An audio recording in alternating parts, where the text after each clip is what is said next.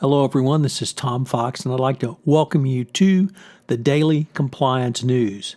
The Daily Compliance News is an offering of the Compliance Podcast Network. December 10, 2018. The Huawei saga continues as the Chinese government has threatened the Canadian government and indeed issued an ultimatum demanding the immediate release of Huawei Technologies' CFO, Ms. Ming Wanzhou, who was arrested in China. She's had her first bail hearing, and the Chinese government is obviously very upset with this. The New York Times reports that Huawei is accused of fraud in its representations to banks about one of its subsidiaries doing business with Iran.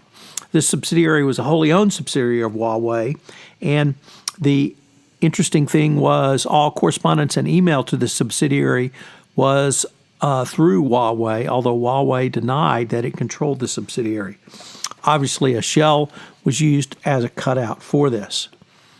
In somewhat better news around anti-corruption, and certainly appropriate for World Anti-Corruption Day set by the United Nations, the country of Peru has gone to the polls to vote on referendums to fight corruption internally within the company.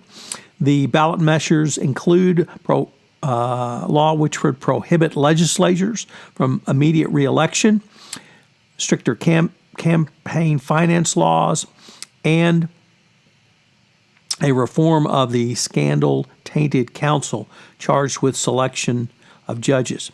This referendum is potentially giving the government and even the political system a little breathing room in corruption, particularly around the Odebrecht scandal, which has jolted the country, toppling the careers of some of Latin America and Peru's top politicians. And finally, we have the NCAA basketball scandal has reared its ugly head once again.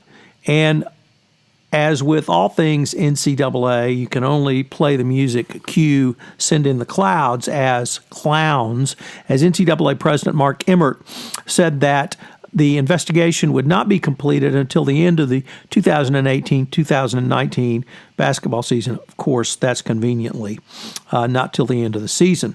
He said the whole incident has cast a very bad light on college basketball, and we need to deal with it effectively. We're not going to have everything wrapped up by the Final Four because trials are still going on. And, of course, the NCAA's investigative function has shown itself to be completely inept in the past, unable to subpoena witnesses, unable to get documents, literally depending on the goodwill of the financial institutions who are up for investigation. So once again, the NCAA is slow-walking their investigation into an ongoing corruption scandal that has been in play for multiple years now, particularly since the arrest of several coaches.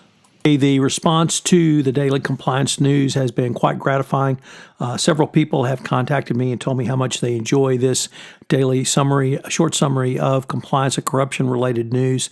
So I have decided to move this forward as a full-time series into 2019. Also, I hope you will check out some of the new offerings on the Compliance Podcast Network.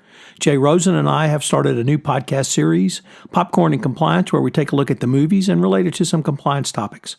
Finally, Mary Shirley and Lisa Fine are starting a new podcast series, Great Women in Compliance. It premieres Wednesday, December 5th on the Compliance Podcast Network. I know you'll enjoy it. This is Tom Fox, the Compliance Evangelist. The Daily Compliance News is a production of the Compliance Podcast Network. Thank you for listening.